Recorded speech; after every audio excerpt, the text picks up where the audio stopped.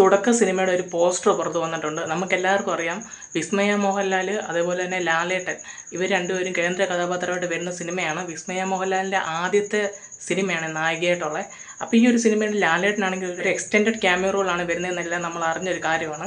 പക്ഷേ എനിക്കിപ്പം തോന്നുന്നൊരു കാര്യം എന്ന് പറഞ്ഞു കഴിഞ്ഞാൽ ഈ ഒരു കഥ കേട്ടതിന് ശേഷം ആ ഒരു ക്യാമിയോ റോൾ കുറച്ചുകൂടെ വലുതായോ എന്ന് എനിക്കൊരു സംശയമുണ്ട്. ഈ സിനിമയിലും മകളുടെ അച്ഛനായിട്ട് തന്നെ ആയിരിക്കും ഈ സിനിമയിലും വരുന്നത്. മാർഷൽ ആർട്സ് ഒക്കെ പഠിപ്പിക്കുന്ന ഒരാളായിട്ടാണ് ലാലേട്ടൻ ഈ സിനിമയിൽ വരുന്നതെന്നും പറയുന്നുണ്ട്. അപ്പോൾ ഇത് കാണുമ്പോൾ നമുക്ക് തോന്നുന്നത് ആ ഒരു പെൺകുട്ടിക്ക് എന്തൊരു സംഭവം സംഭവിക്കാൻ പാടില്ലാത്ത എന്ത് സംഭവിക്കുമ്പോൾ ലാലേട്ടനാണെങ്കിൽ അതിൻ്റെ റിവെഞ്ച് എടുക്കുന്ന പോലത്തെ ഒരു സ്റ്റോറി ആണോ എന്നൊരു ഡൗട്ട് തോന്നുന്നുണ്ട് ഈ ഒരു പോസ്റ്റർ കാണുമ്പം.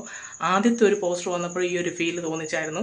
ഇതേ ബാക്ക്ഗ്രൗണ്ടിൽ നിൽക്കുന്ന സെയിം ആൾ തന്നെയാണ് ആദ്യത്തെ പോസ്റ്ററിലും ഒരു ബസ്സിലിരിക്കുന്നതിൻ്റെ തൊട്ട് പുറകിലായിട്ട് ഇരിക്കുന്നത്. അപ്പോഴും ലാലേട്ടൻ്റെ തൊട്ട് മേളിലാണെങ്കിൽ ഹൈഡ് ചെയ്തിരിക്കുന്ന രീതി കാണിച്ചിട്ടുണ്ടായിരുന്നു.